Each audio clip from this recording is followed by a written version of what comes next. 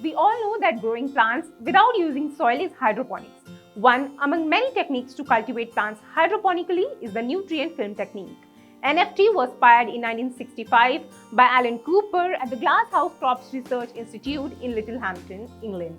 The nutrient film technique is a popular and versatile hydroponic system. To say it simply, in this growing technique, plants are placed atop a vertical V-shaped channel sealed on all sides into a box-like tunnel through which a thin film of nutrient solution passes along the bottom.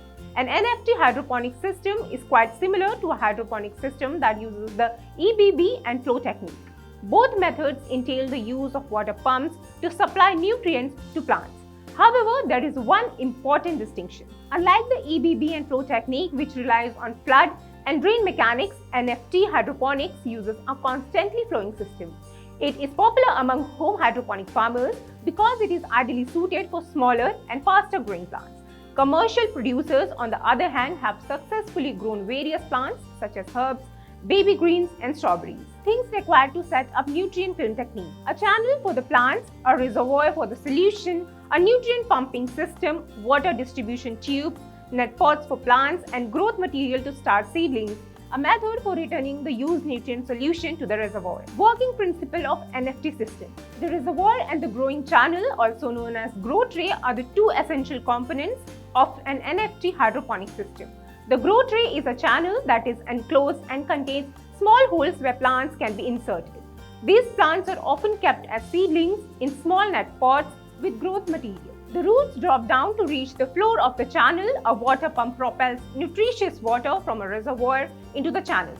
As a result, a thin layer or film of this nutrient travels to every channel, supplying nutrients to each plant. As a result, a thin layer or film of this nutrient travels to every channel, supplying nutrients to each plant. These channels are normally slightly slanted to allow the solutions to flow smoothly from one end to the other. Excess nutrition pours out of one pipe into another. Thus, recirculating water in this manner saves a significant amount of water that would otherwise be wasted. Because of the numerous advantages it offers, the method has quickly acquired popularity among commercial and hydroponic farmers. Because the water is recirculated, it increases efficiency and reduces waste.